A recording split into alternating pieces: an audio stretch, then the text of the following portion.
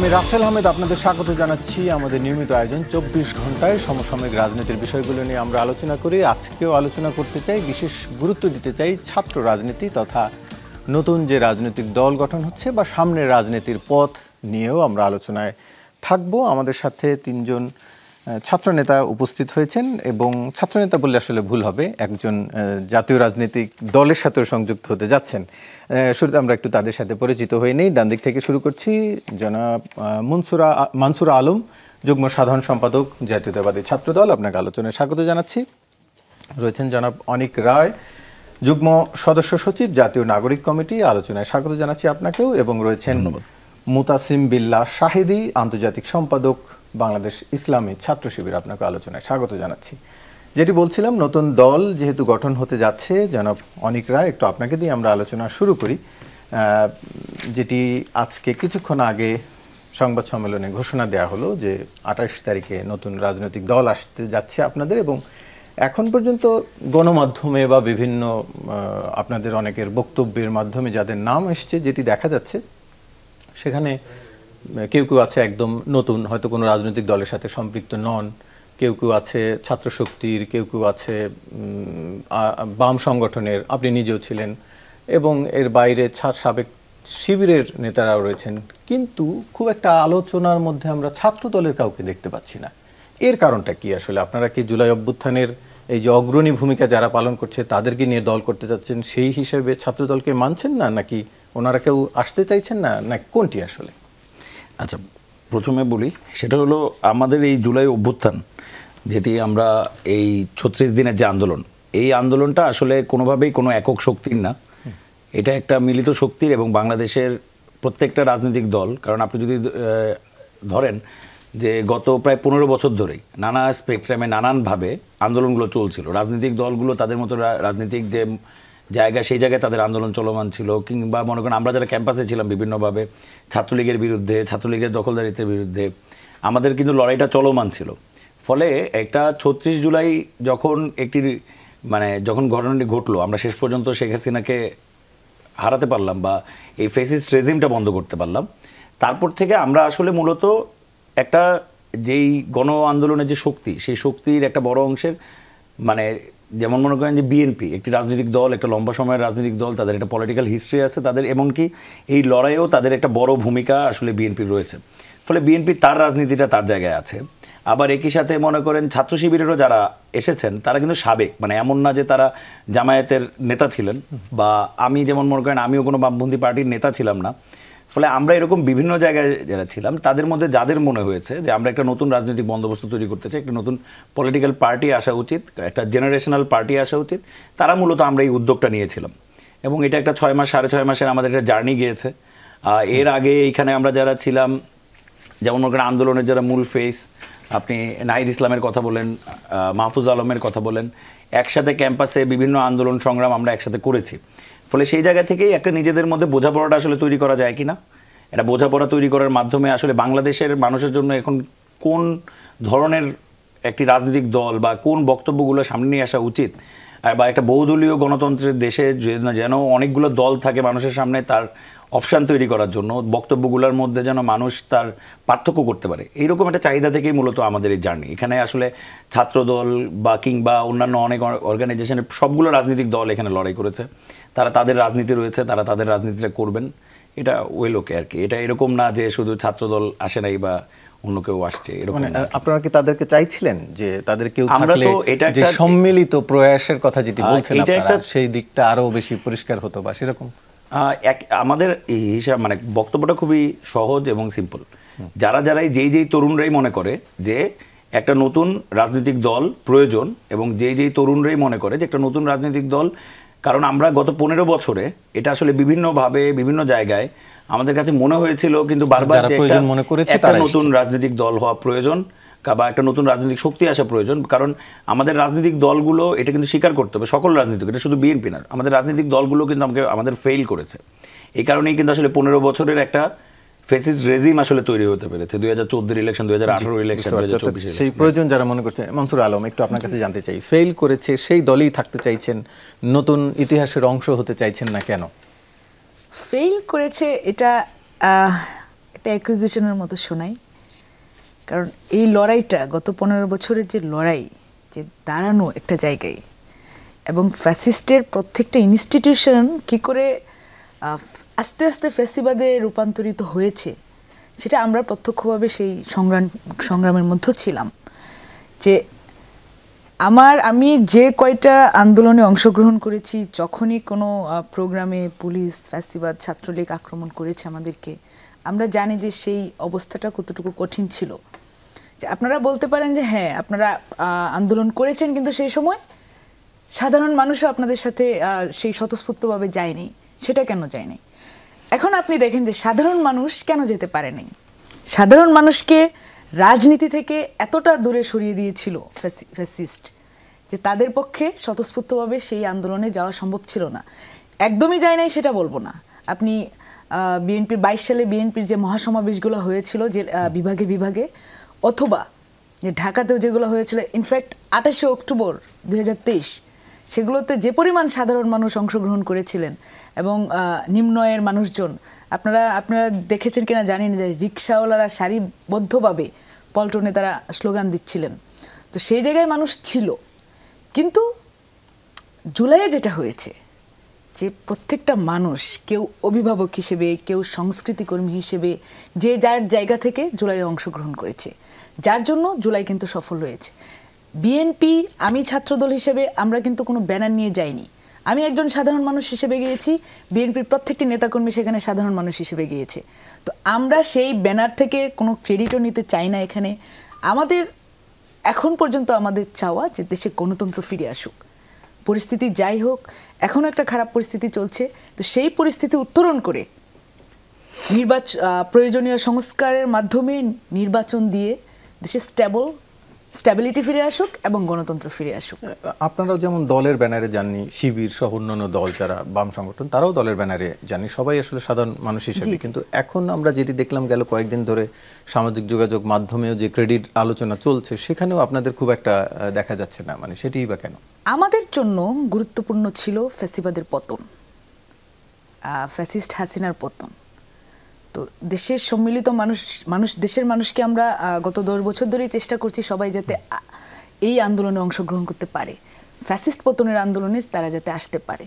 তো দীর্ঘ 15 বছর লড়াইয়ের শেষে একটা পর্যায়ে এসে মানুষ বুঝতে পেরেছে যে নামা উচিত আমাদের। মানুষ যে ব্যানারে আসুক, যার নামে আসুক, মানুষ এসেছে এবং ফ্যাসিস্টের পতন হয়েছে। তো আমি মনে করি যে সেটাই দল হিসেবে আমাদের অর্জন এবং মানুষ হিসেবে আমাদের অর্জন। জি, জনাব মুতাসিম বিল্লাহ শাহিদ, একটু আপনার কাছে জানতে চাই, যেটির কথা তিনি বলছিলেন, সাবেক একজন শিবিরের নেতা রয়েছেন, একটু নতুন দলের শিবিরের সাবেক নেতা রয়েছেন, এটি তিনি তো বলছিলেন। একটু জানতে চাওয়া যে যাদের নাম এখন আলোচনায় রয়েছে সাবেক নেতা হিসেবে, তারা এখন শিবির বা জামাতের কোনো সংগঠনে রয়েছে কিনা একটু আপনার কাছ থেকে জানতে চাই। যদিও তিনি বলছিলেন যে তিনি হয়তো অন্য কোনো সংগঠনে নেই। একটু পাশাপাশি যোগ করি, একটি সংস্কার কমিটির সদস্য এবং রাজনীতি বিশ্লেষক ডাক্তার জাহিদুর রহমানের একটি কথা সামাজিক যোগাযোগ মাধ্যমে এসছে। তিনি বলছেন শিবিরের সাবেক নেতাকে সাবেক মনে করি না আমি, আসলে এখনও তারা শিবিরেরই অংশ এবং এটি একটি কৌশল হিসাবেই তারা নেয় বলে মনে করছেন। এবং পাশাপাশি আরেকটি কিছুদিন আগে ছাত্র দলের পক্ষ থেকে শিবিরের রাজনীতিতে তারা বিভিন্ন পর্যায়ে থাকেন, এখনও গুপ্ত রাজনীতি করছে বলে অভিযোগ রয়েছে। একটু আপনার কাছে জানতে চাই, এই যে নতুন দলে যারা আসছেন তারা কি আপনাদের কৌশলের অংশ নাকি আসলে আপনাদের সকল সংগঠন ত্যাগ করেই আসছেন? বিসমিল্লাহির রহমানির রহিম, নাহমাদুহু ওয়া নুসাল্লি আলা রাসূলিহিল কারীম। আপনাকে ধন্যবাদ জানাচ্ছি আমন্ত্রণ জানানোর জন্য। যে 3টি প্রসঙ্গ বলেছেন, ছাত্র শিবির তো একটি ছাত্র সংগঠন। পড়াশোনা শেষ হওয়ার পরে ছাত্র শিবিরে থাকার সুযোগ নেই। এখন যে ভাইদের কথা আলোচনায় আসছে, তারা ইতিমধ্যে পড়াশোনা শেষ করেছেন, তাদের ছাত্র জীবনও শেষ হয়েছে, ছাত্র শিবিরের সাথে তাদের যে জার্নি সেটাও শেষ হয়েছে। সুতরাং তারা এখন শিবিরে থাকার তো প্রশ্ন আসে না। দ্বিতীয় যে বিষয়, ডাক্তার জাহেদ ভাই যেটা বলেছেন, আমি মনে করি এটা একান্ত ওনার ব্যক্তিগত মত। পড়াশোনা শেষ হওয়ার পরে তো একজন ছাত্র শিবির থেকেই বিদায় নেন, তাহলে এর পরবর্তীতেও তিনি ছাত্র শিবিরের পারপাস সার্ভ করার জন্যই কাজ করে যাবেন, বিষয়টাকে আমি এরকম মনে করি না। আর তৃতীয় যেটা, গুপ্ত সংগঠন, এই অভিযোগটা আসলে কিভাবে আসে? যেমন আমি ছাত্র শিবিরের প্রতিনিধি হিসেবে এখন আপনার সামনে এসে বসেছি, আমি কি গুপ্ত অবস্থায় বসেছি? ছাত্র শিবির প্রতি বছর সেশনের শুরুতেই কিন্তু আমরা কেন্দ্রে সাদিক কমিটি কাইমের দিয়েছে। ঘটনাটা এক ধরনের সেরকম না যে তার বন্ধুরাও জানতো না তিনি শিবিরের সভাপতি? সকল বন্ধু জানতেন না, বিষয়টা নিশ্চয়ই এমন নয়। তবে ওই সময় রুমমেট ফেসবুকে স্ট্যাটাস দিয়েছিলেন যে তিনি কখনো টেরই পাননি যে তুহিন খান। এটা একজন রুমমেটের স্ট্যাটাস, কিন্তু ওভারঅলে যারা সাদিক কাইমের সাথে পরিচিত ছিলেন কেউই জানতেন না, ব্যাপারটা এমন নয়। আর ফ্যাসিস্ট হাসিনার সময়ে বাংলাদেশের সিচুয়েশন কেমন ছিল এটা তো নিঃসন্দেহে আমরা অবগত। ওই সময়ে অনেক ক্ষেত্রেই নিজের রাজনৈতিক পরিচয় সব জায়গায় দেওয়ার মতো অবস্থা ছিল না, সে কারণে সাদিক কাইম ভাইও সব জায়গায় নিজের পরিচয়টি ওভাবে দিতে পারেননি। কিন্তু তিনি গুপ্ত ছিলেন এমনটা ভাবার আমি সুযোগ আছে বলে মনে করি না। কিন্তু মানে তাহলে মানে নামই যেহেতু তিনি একজন ঢাকা বিশ্ববিদ্যালয়ের শাখার সভাপতি, নিশ্চয়ই একটি গুরুত্বপূর্ণ পদ সব রাজনৈতিক দলের ক্ষেত্রে, সেটি কেউ টেরই পেলেন না, সেজন্যই আসলে হয়তো আলোচনাটি এসছে। একটু জানতে চাই, যারা টের পাননি তারা এই জাতীয় কথা বলছেন, কিন্তু ঢাকা বিশ্ববিদ্যালয়ের সভাপতিকে ছাত্র শিবিরের ঢাকা বিশ্ববিদ্যালয়ের সভাপতিরা সাধারণত কেন্দ্রীয় কার্যকরী পরিষদের সদস্য হয়ে থাকেন। সাদিক কাইম ভাইও কেন্দ্রীয় কার্যকরী পরিষদের সদস্য ছিলেন। কার্যকরী পরিষদের সদস্যদেরকে সারা দেশের জনশক্তিরা চিনতে হয়, সুতরাং তার পরিচয় ছাত্র শিবিরের জনশক্তিদের কাছে স্পষ্ট ছিল। ঢাকা বিশ্ববিদ্যালয়ের সভাপতি হিসেবে তাকে সারা দেশে সফর করতে হতো সাংগঠনিক প্রয়োজনে, সুতরাং তিনি তার কাজগুলো স্বাভাবিক গতিতেই করে গিয়েছিলেন। হয়তো অনেকের কাছে তার পরিচয় ছিল না, এটা স্বাভাবিক, সবাই তো সবার পরিচয় জানবে না, জানে না। এখনো কি আপনাদের কোথাও কোনো শিক্ষা প্রতিষ্ঠান বা কোথাও এরকমের সংগঠন রয়েছে যাদের পরিচয় এখনো সামনে আসেনি? না, আমাদের আপনি হয়তো খেয়াল করেছেন এই সেশনের শুরুতেও আমরা খুব অল্প সময়ের মধ্যে আমাদের কেন্দ্রীয় কমিটি গঠিত হয়েছে, আমাদের শাখা পর্যায়ের কমিটিগুলো গঠিত হয়েছে, সব জায়গায় আমাদের ভাইয়েরা দায়িত্ব পালন করে যাচ্ছেন। না, আমি জানতে চাচ্ছি যে অন্য কোনো শিক্ষা প্রতিষ্ঠানেও এরকম কোনো কমিটির সদস্য রয়েছেন কিনা যাদেরকে আমরা সাদিক কাইমের মতো ভবিষ্যতে হয়তো টের পাবো যে না উনি এই পোস্টে ছিলেন বা আছেন? 5 আগস্টের পরের বাংলাদেশ তো নতুন বাংলাদেশ, এই বাংলাদেশে এরকম কিছু আছে বলে আমি মনে করি না। অর্থাৎ তার মানে এখন আর এরকম ভাবে কেউ নেই।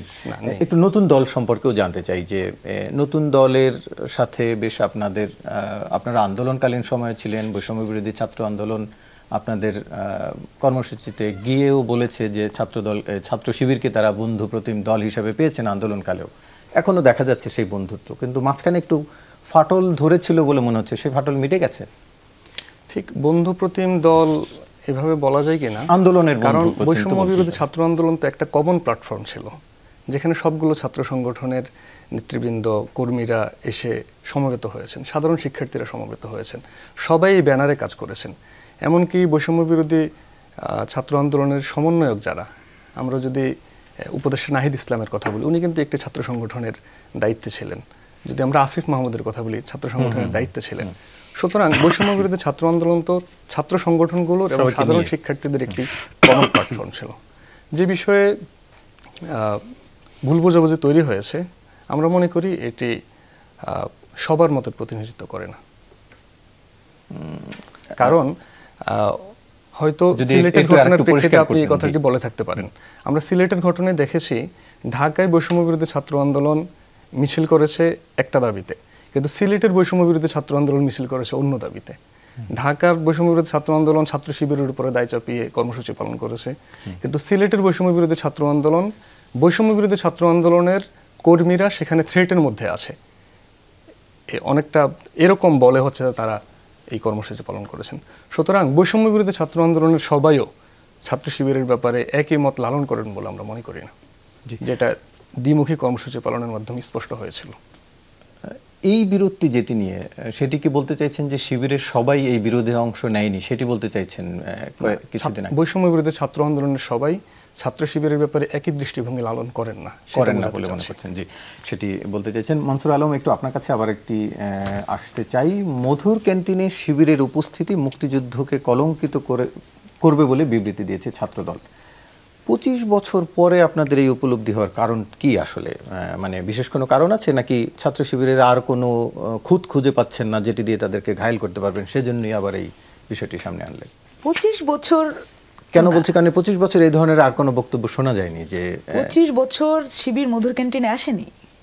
25 বছর কেন, সম্ভবত 71 পরবর্তীতে তারা মধুর ক্যান্টিনে কখনোই আসতে পারেনি।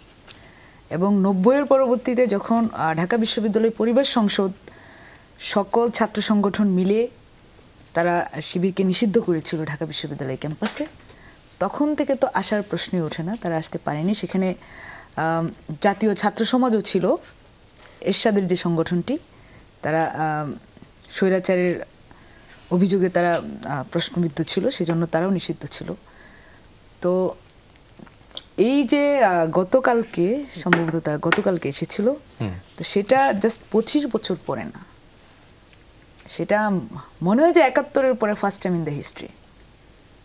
তো যে জন্য আমরা ছাত্রদল এবং সমস্ত প্রগতিশীল সংগঠন যারা আছে ক্যাম্পাসে, আমরা কখনো তাদেরকে এখানে আসতে দেখিনি, যেহেতু তারা নিষিদ্ধ ছিল রাজনীতিতে। এবং যে প্রশ্নটি এবং যে কথাটি বলা হয়েছে ছাত্রদলের পক্ষ থেকে যে মধুদা কে, মধুদা 25শে মার্চ কালো রাতে 71-এর একজন শহীদ। তো সেই শহীদ কাদের হাতে হয়েছিলেন তিনি? যে পাকিস্তানি আর্মিদের হাতে, এবং সরাসরি এদেশীয় দূষর যারা তাদের ছিল তাদের সহযোগিতায়। এবং তখন এদেশীয় সহযোগী যারা ছিল সেটা জামাত ছিল এবং ছাত্র শিবিরের যে পূর্ববর্তী নামের যে সংগঠন ইসলামী ছাত্র সংঘ, তারা ছিল। তো আজকে যখন ছাত্র শিবির মধুর ক্যান্টিনে যায় তাদের রাজনৈতিক এজেন্ডা সেখানে উপস্থাপন করতে, তখন সেটা নিয়ে আমরা প্রতিক্রিয়া জানিয়েছি। এছাড়াও আরেকটা কথা আছে যেটি আপনাদেরকে বলতে হবে, যে মধুর ক্যান্টিন রাজনীতি চর্চার জায়গা, আমরা সেটা জানি। যে আমরা ছাত্রদল মধুর ক্যান্টিনে যেতে পারিনি এত বছর, সেটা ফ্যাসিবাদের কবলে ছিল। ছাত্রলীগ একা সেখানে যেত, আর কেউ সেখানে গিয়ে রাজনীতি করতে পারতো না। তো এই সময়গুলোতে যখন 5 আগস্ট পরবর্তীতে বিভিন্ন ক্যাম্পাসে যে আমরা গুপ্ত রাজনীতির কথা আপনি কিছুক্ষণ আগে বলেছিলেন, যে আমরা রাজনীতি করব না, আপনাদের অভিযোগটি আমি বলছিলাম, হ্যাঁ, আমরা প্রকাশ্যে আসবো না, সুতরাং আর কেউ এখানে এসে রাজনীতি করবে না। এই ধরনের মেন্টালিটি থেকে কিছু ছাত্র সংগঠন এবং বর্তমানে যারা ইনফ্যাক্ট যারা বৈষম্য বিরোধিতা এখন আছে, এখন রাজনীতি করছে, সমন্বয়ক যারা ছিল, তারাও এই জিনিসটাতে হাওয়া দিয়েছেন। কিন্তু 5 আগস্টের আগে বা গেল স্বাধীনতার পরে কখনো যায়নি বলে 5 আগস্টের পরে যেহেতু বলা হচ্ছে নতুন বাংলাদেশ। আমি আপনাকে ক্লিয়ার করছি জিনিসটা, যে মধুর ক্যান্টিন রাজনীতি চর্চার জায়গা, মাসল পাওয়ার চর্চার জায়গা, এটা তারা বলে আসছে বারবার, এবং সেখানে যারাই যাবে তারাই রাজনীতি করতে যাবে। এখানে 5 আগস্টের পরে কিছু আমাদের ছাত্রদলের কিছু কর্মী ওখানে গেছে বসে চা খেয়েছিল, এবং সেই চা খাওয়া কেন্দ্র করে যে কিছু ছেলে যারা পরবর্তীতে দেখা গিয়েছে যে তারা হয় ইসলামী ছাত্র শিবিরের ভাবধারা কথা বলছেন, এই পয়েন্টে আমি একটু জনাব মুতাসিম বিল্লাহ শাহিদ একটু আপনার কাছে জানতে চাই, এই পয়েন্টের ক্ষেত্রে আপনাদের আসলে কি উত্তর রয়েছে? যে যেহেতু আপনারাই বলছিলেন একটা সময়, এটিও তো সত্যি যে মধুর ক্যান্টিন যে মাসেল পেশি শক্তি দেখানোর জায়গা, ক্ষমতা দেখানোর জায়গা, সেখানে গিয়ে আপনাদের কেন সংবাদ সম্মেলন করতে হচ্ছে? আরও তো বিশ্ববিদ্যালয়ের মধ্যে আরও অনেক জায়গা রয়েছে। ইনফ্যাক্ট ছাত্রদল যায়নি এখনো মধুর ক্যান্টিনে সংবাদ সম্মেলন করতে 5 আগস্টের পরে। একটু আপনার কাছ থেকে। ছাত্র শিবির এটাকে মাসল পাওয়ার শো করার জায়গা হিসেবে বলেছে বলে আমার জানা নেই, আর কেউ বলে থাকলে কোন প্রেক্ষিতে বলেছেন, নিঃসন্দেহে সেই প্রেক্ষাপটের আলোকে সেটাকে বিবেচনা করতে হবে। আর 5 আগস্টের পরে আমরা হাজারো শহীদের রক্তের বিনিময়ে আমরা একটি নতুন বাংলাদেশ পেয়েছি। সেই বাংলাদেশে আমরা একটি নতুন রাজনীতি চাই। আমরা শিক্ষা প্রতিষ্ঠানগুলোতে সহাবস্থানের ছাত্র রাজনীতির কথা বলেছি, এবং আমরা ফ্যাসিস্ট হাসিনার সময় যেটা দেখেছি, ফ্যাসিস্ট হাসিনা 71-এর মহান মুক্তিযুদ্ধকে নিয়ে অপরাজনীতি করেছে দীর্ঘ সময় ধরে, এবং সেই একই ধরনের চর্চা আমরা সাম্প্রতিক সময় আমাদের বন্ধুপ্রতিম ছাত্র সংগঠনের মধ্যে দেখতে পাচ্ছি। বাস্তবতা হচ্ছে ছাত্র শিবিরের জন্মই হয়েছে 1977 সালে, সুতরাং 71 সালে সংঘটিত একটি ঘটনার সাথে ছাত্র শিবিরের সাথে পরবর্তীতে শিবির আকারে সেই রেশটি টেনেছে। ছাত্র শিবির ছাত্র সংঘ ছাত্র শিবির আকারে এসেছে, বিষয়টি এমন নয়। ছাত্র শিবির একটি নতুন ছাত্র সংগঠন হিসেবেই 1977 সালের 6 ফেব্রুয়ারি ঢাকা বিশ্ববিদ্যালয়ের কেন্দ্রীয় জামাত ইসলামের ভ্রাতৃপ্রতিম সংগঠন হিসেবে তো বলাই না, আমরা ভ্রাতৃপ্রতিম সংগঠন। জামাত ইসলামী একটি মেইন স্ট্রিম পলিটিক্যাল পার্টি, আর ছাত্র শিবির হচ্ছে একটি ছাত্র সংগঠন। ছাত্র শিবির একটি স্বাধীন এবং স্বতন্ত্র ছাত্র সংগঠন। জি, আমরা আলোচনায় ফিরবো। একটু অনিক রায়ের কাছে একটি বিষয় জানতে চাইবো, যে আপনাদের নতুন দল হতে যাচ্ছে, বা এখন পর্যন্ত আমরা যেটি দেখতে পাচ্ছি বৈষম্য বিরোধী ছাত্র আন্দোলন বা নাগরিক কমিটির ক্ষেত্রে 52 এবং 24কে বিশেষভাবে গ্লোরিফাই করা হয়। রাজনৈতিক দল গঠনের ক্ষেত্রে ৭১ নিয়ে আপনাদের অবস্থান কি সেটি নিয়ে একটু জানতে চাইবো, যেটি নিয়ে তারা বিশেষ করে ছাত্রদল নতুন করে আলোচনা এনেছে সেটি নিয়ে একটু আপনাদের অবস্থানও জানতে চাইবো। তবে তার আগে একটু বিরতি নিয়ে আসি। দর্শক, ফিরছি, সঙ্গেই থাকুন। আবারও স্বাগত, দেখছেন ২৪ ঘন্টা আলোচনায় ফিরছি। অনেকরা একটু আপনার কাছে জানতে চাই, যেটি নিয়ে আসলে আলোচনা হয় বিভিন্ন সময়, যে বৈষম্য বিরোধী ছাত্র আন্দোলন এবং নাগরিক কমিটি ৭১ এই বুদ্ধিজীবী দিবস কিংবা বিজয় দিবস যতটা না ঘটা করে পালন করেছে তার চেয়ে ৫২কে বেশি গুরুত্ব দিচ্ছে, এমনকি বইমেলার ব্যানার নিয়েও আলোচনা হয়। একটু জানতে চাইছি আসলে নতুন যেহেতু দল গঠন হচ্ছে সেখানে ৭১ নিয়ে আপনাদের অবস্থানটা কি আসলে? আচ্ছা, মানে এটি কি রাজনীতির ক্ষেত্রে আরেকটু স্পেসিফিক করি যে বর্তমান রাজনীতিতে ৭১টিকে আপনারা কিভাবে দেখেন, এটি জনমতে কতটা প্রভাব ফেলে? মানে একটা প্রথম কথা হলো ১৯৭১ সাল আমাদের মহান মুক্তিযুদ্ধ, এটা একটা মানে ডিসাইডেড ফ্যাক্টর। মানে এইটা আপনি বাংলাদেশের রাজনীতি করার ব্যাপারে আপনি কোনোদিন এটাকে পাশে রেখে বা এটাকে উজ্জ্ব রেখে কোনোদিন এটা সম্ভব না। কারণ এই ভূখণ্ডের মানুষ তার যে স্বাধীনতা, সেই স্বাধীনতার যে আলটিমেট ফাইট সেটা হলো ৭১। আমরা যেটাকে বারবার বলার চেষ্টা করি, ৭১-এর পরের যে ঘটনাবলীকে আমরা আসলে বেশি দেখতে চাই আর কি। মনে করেন যে ৭১-এর আগ পর্যন্ত আপনি ধরবেন একটা লম্বা সময় ধরে, ৫২ থেকে যদি আপনি ধরেন আমাদের যে মানে একটা জাতি হিসেবে বিকাশের যে ধারা, সেই ধারার মূল লড়াইটা কিন্তু আসলে ৭১ সালে আমরা গিয়ে করেছি, যেটা ৫২ থেকে আমাদের রোড ম্যাপটা তৈরি হয়েছে। আমাদের ভাষার জন্য আন্দোলন, আমাদের নিজেদের ভোটের জন্য আন্দোলন, আমাদের স্বায়ত্তশাসনের আন্দোলন করতে করতে করতে আমরা একটা স্টেপে আমরা আমাদের ফ্রিডম, আমাদের ইন্ডিপেন্ডেন্সের জন্য এই আন্দোলন বা এই লড়াই করেছি। মানে ৩০ লক্ষের শহীদ আসলে এই সময়টা হয়েছেন। ফলে এইটাকে নিয়ে কোনো প্রকার রাজনীতি করার কোনো সুযোগ নেই এবং এটার ব্যাপারে কোনো অবস্থানের ব্যাপারে কোনো প্রকার মানে আপনি কী বলবেন, দোলাচল রাখার কোনো সুযোগ নেই। এটা একটি কংক্রিট আমাদের মুক্তিযুদ্ধ, বাংলাদেশের মানুষের সবচেয়ে বড় লড়াই হলো 1971। এটা নিয়ে কোনো প্রকার ডিবেট বা কোনো প্রকার উস্কানিমূলক বক্তব্য আমরা চাই না। যেমন মনে করেন আমি একটা ছোটো উদাহরণ দিই, এখানে ভাই আছেন উনি বলতে পারবেন যে আমরা আসলে এই যে মনে করেন যে নানান আলাপে যেই আলাপটা একটু আগে হচ্ছিল, মানসুর আপা বলছিল মধুর ক্যান্টিন, মধুদা আমার দাদু, আমার তিনি আত্মীয় হন। তো মধুদার ফ্যামিলি, তো ফলে এই জিনিসটা তো আমার জন্য খুবই সেন্সিটিভ যে ২৫শে মার্চ রাতে তাকে যেভাবে বাসায় মারা হয়। মানে আমরা মধুদার কথা বলি, কিন্তু মধুদার সেই বাসাতেই মধুদার ওয়াইফ ছিলেন, তাকে কিন্তু খুঁচিয়ে খুঁচিয়ে মারা হয়েছে। তিনি ৫টা সাড়ে ৫টা পর্যন্ত, ভোর ৫টা সাড়ে ৫টা পর্যন্ত কিন্তু তার জীবন ছিল, কিন্তু তাকে কেউ নিয়ে যাবে হাসপাতাল, এগুলো কিছু করার সুযোগ নেই, ওইখানেই তার মারা যেতে হয়েছে। আপনার ওইখানে আমার ওই সময় বড় মামা মারা গেছেন, আমার মামি সন্তান সম্ভবা ছিলেন, তিনি মারা গেছেন। আমার একজন আত্মীয় মুখে গুলি নিয়ে, বাচ্চা, ওই সময় তাদের বয়স বাচ্চা, তারা খাটের নিচে লুকিয়েছিল, পাখানাদার বাহিনী হলো এলোপাথারি গুলি চালিয়েছে। এবং যেটা মানসুর বাবা বলছে, ঘটনা কিন্তু তাই, মধুদার বাসাটা কিন্তু দেখাই দিছে লোকাল এজেন্টরাই। ফলে এই হিস্ট্রি কোনোভাবে ডিনায়েবল না। এটা মনে করেন যে একটা তো আছে আপনি গ্রস লেভেলে মানুষ জানে, আরেকটা হলো এটা আমি নিজে ব্যক্তিগতভাবে এটা আমি ফিল করতে পারি। ফলে এটাকে আপনি কোনো ডিনাই করতে পারবেন না। 71 আনডিনায়েবল। আপনি দেখেন যে আসলে কি কারণে এত আলোচনা হচ্ছে। যেমন সাপোজ মনে করেন ছাত্র রাজনীতি নিয়ে একটু আগে আমরা আলাপ করলাম। ছাত্র রাজনীতির মূল আলাপটা কোন জায়গায় আসতেছে, যে আপনি ছাত্র রাজনীতি থাকবে, যেমন এটা কিন্তু আপনি দেখবেন আমাদের বৈষম্য বিরোধী ছাত্র আন্দোলনের অন্যতম আন্দোলনের সমন্বয়ক আব্দুল কাদেরও তার স্ট্যাটাসে বলছে যে এখান থেকে আসলে শিবিরের প্রতি এই সন্দেহটা আরও বেশি করে বাড়ে আর কি। যে আব্দুল কাদের বলতেছে, আব্দুল কাদেরকে প্রেশার করা হচ্ছিল যে ছাত্র রাজনীতি নিষিদ্ধ হবে এটা বলার জন্য। এখন আপনি আন্দোলনের সময় আমাদের সবাই কিন্তু বিভিন্নজন বিভিন্ন জায়গায়, এক একজনের কাছে, কার কার বাসায় কে কে ছিল এগুলো তো আসলে বলতে পারবো না আসলে। ফলে কোনো একজন সমন্বয়ক যদি আপনার কাছে থাকে, তখন আপনি যেটা চান সেইটা যদি ওর উপর প্রেশার করা শুরু করেন, এমন একটা সময় মানে কিন্তু ভয়ানক পরিস্থিতি ছিল প্রত্যেকের জন্য। ফলে সেই জায়গা থেকে কিন্তু আসলে আলোচনাটা আসতেছে, এই যে ছাত্র রাজনীতি নিষিদ্ধ করার এক প্রকার আলোচনা। কিন্তু বাংলাদেশের ছাত্র রাজনীতি যদি আপনি দেখেন, সেই ৫২ ভাষা আন্দোলন থেকে ৭১, সেটা ৯০-এর স্বৈরাচার বিরোধী আন্দোলন, কিংবা ২০২৪-এর ফেসিবাদ বিরোধী আন্দোলন, পুরো যে পরিক্রমাটা এটা ছাত্র রাজনীতির উপর দিয়ে তৈরি হয়েছে।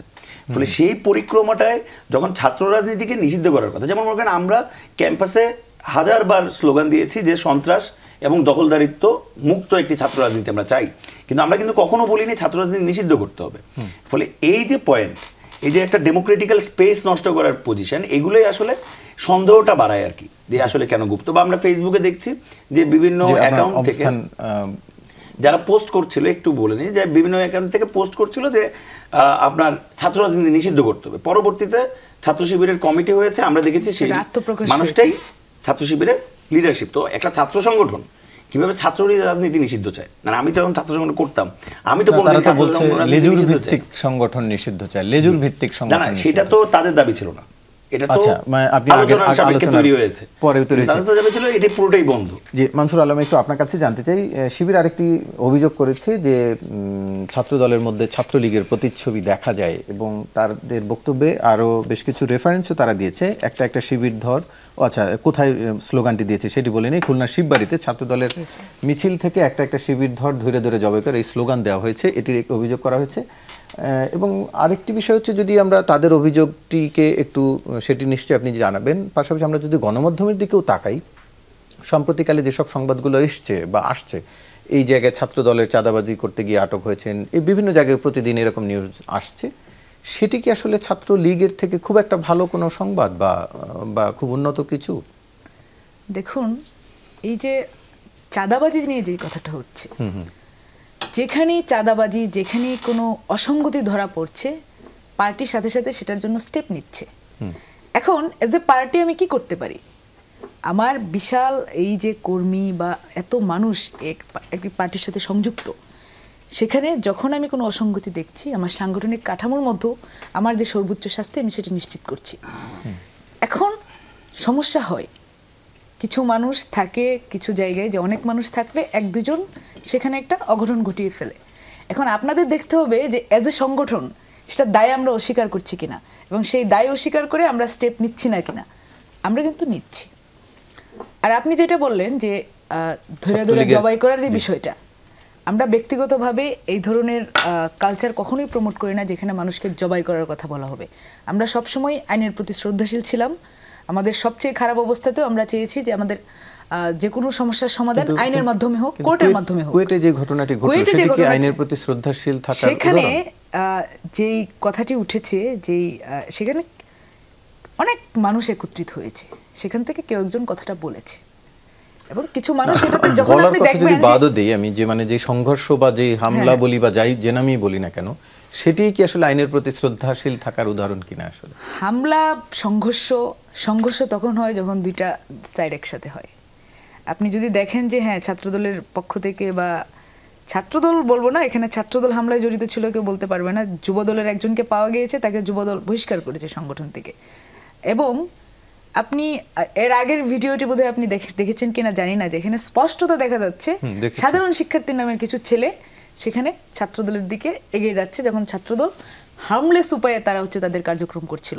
এখানে বিভিন্ন উপায় বের করা যেত, যে আপনার যদি ক্যাম্পাসে ছাত্র রাজনীতি নিষিদ্ধ, আপনি প্রশাসনকে ডাকেন যে ওরা এই কাজ করছে, আপনারা সরিয়ে দেন। সেই কাজ কি কেউ করেছে? তারা মব সৃষ্টি করে তাদের গায়ে গিয়ে হামলা করেছে, তাদেরকে সেখান থেকে ধাক্কায় সরিয়ে দিয়েছে।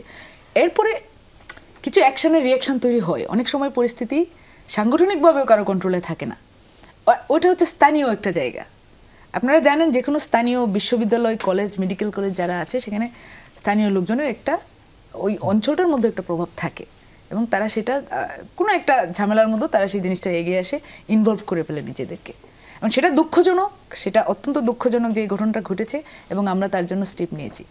আপনি যে বললেন জবাই করে ধরার যে স্লোগানটা, সেম ধরনের স্লোগান কিন্তু চিটাগাঙে উঠেছে ছাত্র শিবিরের পক্ষ থেকে, এবং সেটিও আমরা সোশ্যাল মিডিয়ায় দেখেছি। সেটার জন্য ছাত্র শিবির কোনো স্টেপ নেয় নাই। ইনফ্যাক্ট দেখবেন যে আপনার সিলেটের যে ঘটনা ঘটেছিল, এটি তারা অভিযোগ করেছে, সেটি আমি বলছিলাম। যে আমি সিলেটের প্রসঙ্গে একটু মুতাসিম বিল্লাহ, একটু আপনার কাছ থেকে জানতে চাই। সিলেটের এমসি কলেজে ধর্মভিত্তিক সংগঠন আঞ্জুমান আল ইসলার এক ছাত্র নেতার উপর শিবির কর্মীদের হামলার দায় স্বীকার করে আপোষের মাধ্যমে ঘটনাটির সমাধান করেছে জামাত ইসলামী, এবং স্থানীয় জামাত ইসলামী তারা সেটি স্বীকার করেছে। আমরা সেই ছবিও দেখেছি, গণমাধ্যমে সেই ছবিও প্রকাশ পেয়েছে, কিন্তু শিবির এখনো বিষয়টিকে স্বীকার করছে না। এটি কেন আসলে? মানে আচ্ছা, একটি বিষয় নিয়ে যদি যাই, মানসুর আপা যেটা বললেন যে যারাই চাঁদাবাজি করছেন, আইন বহির্ভূত আচরণ করছেন, তাদের ব্যাপারে দলীয় স্টেপ নেওয়া হচ্ছে। আমার জানতে চাওয়া যে ধরে ধরে জবাই কর যারা বলেছেন, তাদের বিরুদ্ধে আসলে কি স্টেপ নেওয়া হয়েছে? নোয়াখালীর যিনি শিবির জবাই করা আগেও ঠিক ছিল, এখনও ঠিক, সামনেও ঠিক থাকবে, এরকম বলেছেন, তার বিরুদ্ধে আসলে দলীয় কি স্টেপ নেওয়া হয়েছে? কুয়েটের ঘটনায় এটা স্পষ্ট, ছবি থেকে ভিডিও থেকে কারা হামলা করেছে। সেখানে ছাত্রদল যুবদল যে হামলার সাথে জড়িত ছিল এটা মিডিয়ার মাধ্যমে খুবই পরিষ্কার।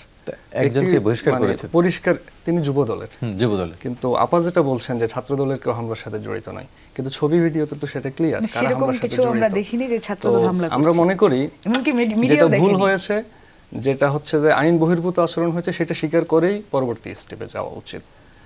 আর ছাত্র রাজনীতি নিষিদ্ধ নিয়ে শিবিরের অবস্থান, ছাত্র শিবির তো একটি ছাত্র সংগঠন হিসেবে নৈতিকভাবে ছাত্র রাজনীতি নিষিদ্ধ হোক এটা চাইতে পারে না।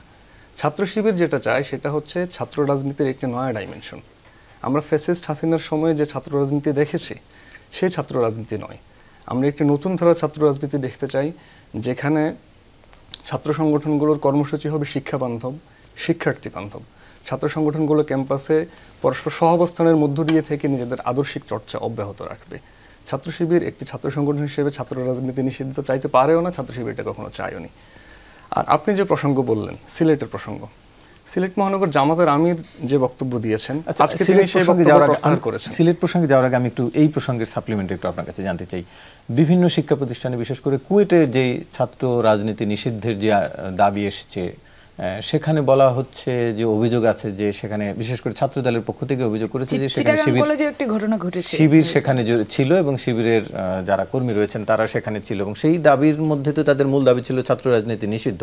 তার মানে কি বিষয়টা এমন যে শিবির কেবল থাকবে, অন্য দল থাকবে না, সেরকম কিনা? মানে কুয়েটে প্রশাসন ছাত্র রাজনীতি নিষিদ্ধ করেছে এবং কুয়েটে ছাত্র শিবির কিন্তু ছাত্র শিবিরের কমিটি নেই, ছাত্র শিবির কার্যক্রম চালাচ্ছে না। চট্টগ্রাম কলেজে ছাত্র রাজনীতি প্রশাসন নিষিদ্ধ করেছে, ছাত্র শিবির কিন্তু চট্টগ্রাম কলেজেও ছাত্র শিবিরের কমিটি দেয়নি। আর ছাত্ররা যে যা চাচ্ছে, আমরা মনে করি দীর্ঘ ১.৫ দশকের যে ট্রমা ছাত্রদের মধ্যে, সেই ট্রমার পরিপ্রেক্ষিতে ছাত্ররা এখন ছাত্র রাজনীতির ব্যাপারে ভয় পাচ্ছে, ছাত্র রাজনীতি নিষিদ্ধ চাচ্ছে অনেক জায়গায়। যদি আমরা ছাত্র সংগঠনগুলো আমাদের ইতিবাচক কাজের মাধ্যমে ছাত্রদের মধ্যকার ট্রমা দূর করতে পারি, তাহলে ছাত্ররা ছাত্র রাজনীতি নিষিদ্ধের যে দাবি তুলছে এই দাবি থেকে সরে আসবে। ক্যাম্পাসে এখন পর্যন্ত ছাত্রলীগ এমন কিছু করেছে যেটি ট্রমার কারণ হতে পারে বলে মনে করেন? আমরা কুয়েটের ঘটনায় তো এটি স্পষ্ট যে কিভাবে সাধারণ শিক্ষার্থীদের উপরে প্রতিবাদের পরে ঘটেছে, দিন দুপুরে কিভাবে সাধারণ শিক্ষার্থীদের উপরে হামলা চালানো হয়েছে, এটা তো প্রতিবাদের পরে ঘটেছে। আমরা এর আগে দেখেছি ৭ই নভেম্বর যখন ছাত্রদলের পক্ষ থেকে ঢাকা ইউনিভার্সিটিতে পোস্টার দেওয়া হয়েছিল, সেটিও আসলে করতে দেওয়া হয়নি, বিক্ষোভ হয়েছিল। তো পোস্টার কি আসলে খুব একটা ফ্যাসিজমকে মানে ইয়ে করে? যে কোনো কিছু নরমালাইজেশনের জন্য একটু সময় দেওয়া প্রয়োজন। ১.৫ দশকের যে ট্রমা, ছাত্রদের মধ্যকার এই ট্রমা কাটানোর জন্য ছাত্রদেরকে সময় দেওয়া প্রয়োজন। আর সেই সময় দেওয়াটার সময় যেটা হবে ইতিবাচক কাজের মাধ্যমে ছাত্রদের মধ্যে ছাত্র রাজনীতি নিয়ে ভয় দূর করতে হবে। সেই ভয় দূর করার উদ্যোগ না নিয়েই আমি যদি আগের ধারার ছাত্র রাজনীতি শুরু করতে চাই, শোডাউনের ছাত্র রাজনীতি, আগের ধারার যে ছাত্র রাজনীতি, তাহলে তো ছাত্ররা এটার দ্বারা ভয় পাবে।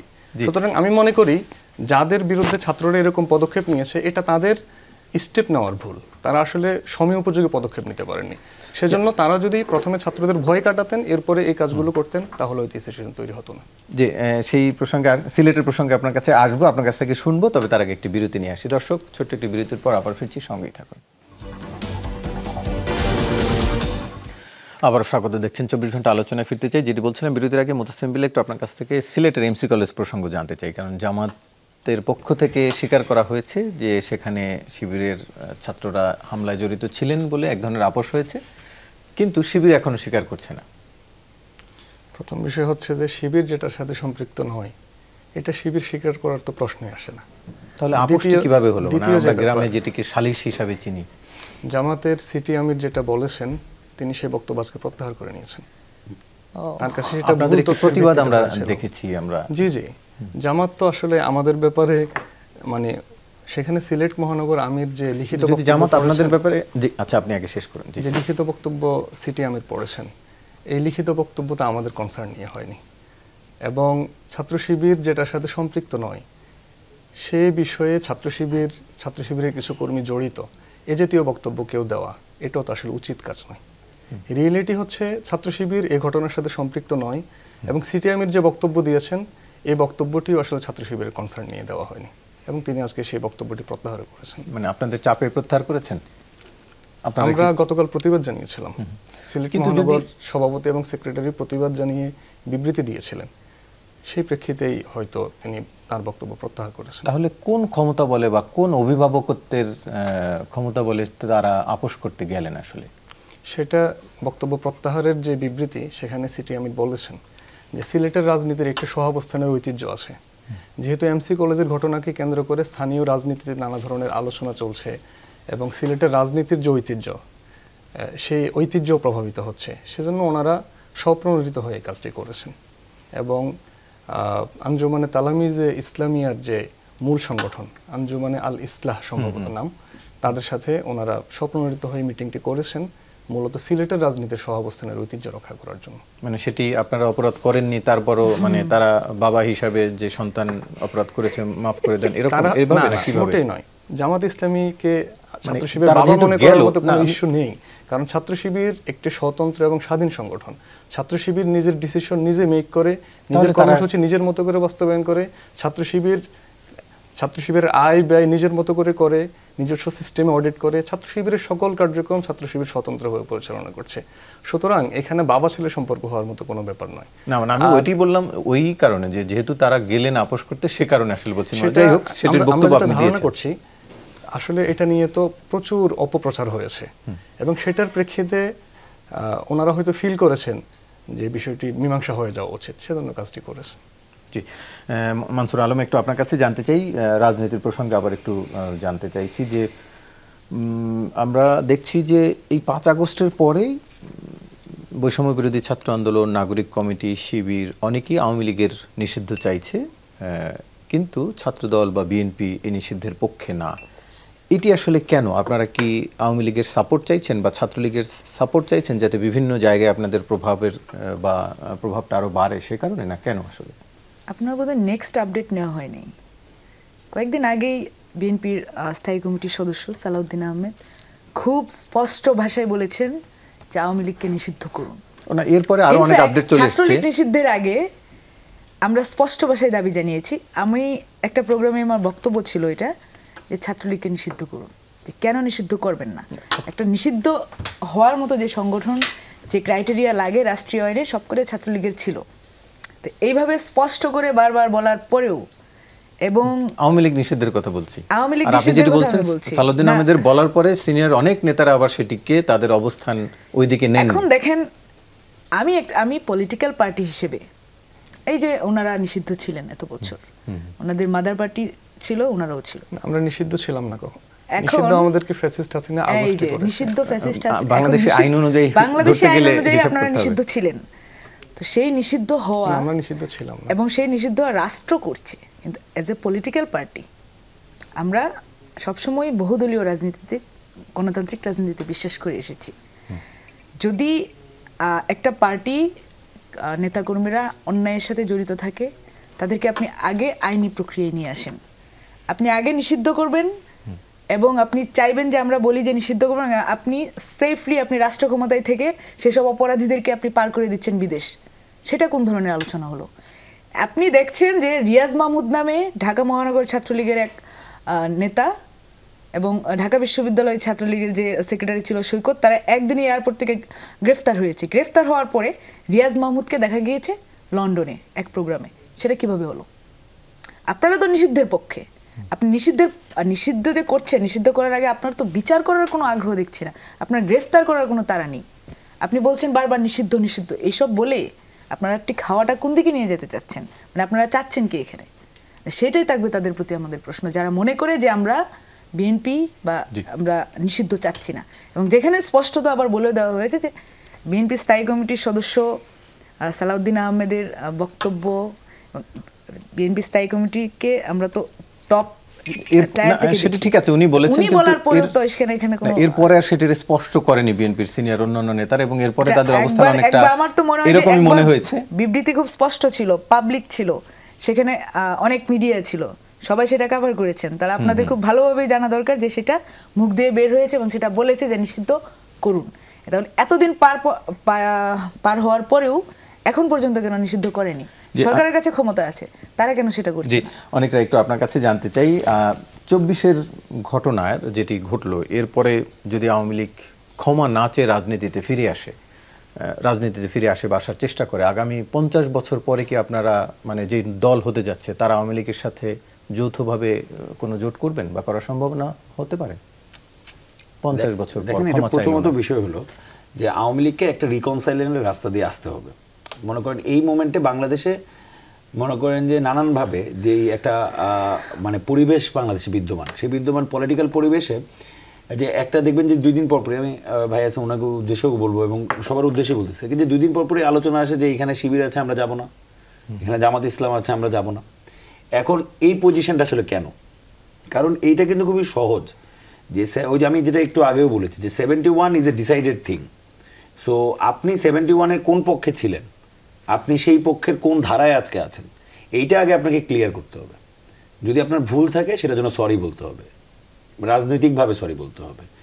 তো এটা আমাদের নেতারাও বিভিন্ন জায়গায়, এটা নাহিদ ইসলাম হোক কিংবা মনে করেন আমাদের আহ্বায়ক বা যারা এই আন্দোলনে ফেস, তারা কিন্তু এটা বারবার ক্লিয়ার করেছে যে জামাত ইসলামকে তার যে রাজনৈতিক ভুল সেটাকে ভুল হিসেবে স্বীকার করতে হবে, এবং যে গণহত্যার অভিযোগ তাদের নামে, অভিযোগ না, এটা তো প্রমাণিত, মানে আমি নিজে ভিকটিম, সো আমার তো প্রমাণের দরকার নেই, আমি ভিকটিম ফ্যামিলির একজন, সো আমার তো প্রমাণ লাগবে না, আমি জানি কারা করেছিল, সেই লোকাল এজেন্টরা কারা। ফলে এখানে তাকে যদি এই গণহত্যা যদি সে স্বীকার না করতে পারে, তাহলে তার সাথে তো জোট করা কোনোদিনই পসিবল না। যেমন এই মোমেন্টে যদি আমরা বলি যে আমরা একটা নতুন রাজনৈতিক দল, আমরা জামাতের সাথে জোট করতে পারবো না। আমরা নতুন রাজনৈতিক দল হলে আমরা জামাতের সাথে জোট করতে পারবো না। এর কারণ হলো, কারণ আমরা যখন জামাতের সাথে জোট করতে যাব, আমাদের তাদের যে ব্যাগেজ, সেই ব্যাগেজের আনসার আমাদের দিতে হবে। আমরা কেন দিব সেটা?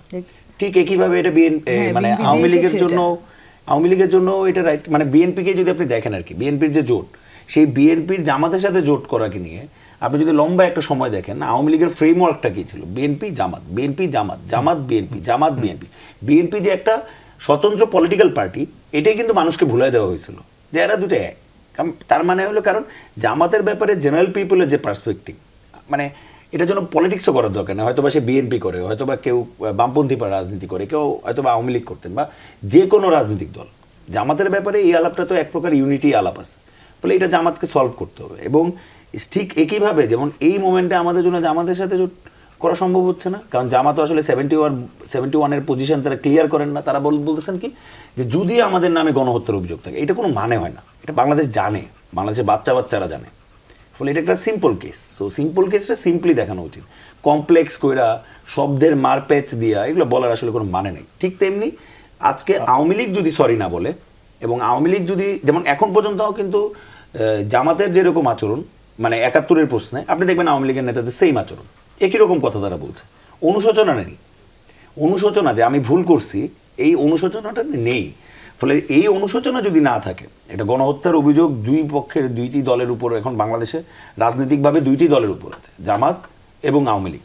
ফলে তারা যদি নিজেরা নিজেদের রিকনসাইলেশনের রাস্তা তৈরি করতে না পারে, তারা যদি নিজেরা মানুষের কাছে, এটা তো আমার সাথে জোট করার বিষয় না বা বিএনপির সাথেও জোট করার বিষয় না, মানুষের কাছ থেকে যদি অ্যাকসেপ্টেন্স না আনতে পারে এবং তাদের পজিশন ক্লিয়ার না করতে পারে, তাহলে নিশ্চয়ই আওয়ামী লীগের সাথে তো জোট করা কোনোদিন পসিবল হবে না। জি, শেষ করতে হচ্ছে এখানে। আপনাদের তিনজনকে আলোচনা অংশ নেওয়ার জন্য ধন্যবাদ জানাচ্ছি। দর্শক, এই ছিল আমাদের আজকের 24 ঘন্টা। এতক্ষণ সাথে থাকার জন্য ধন্যবাদ সবাইকে।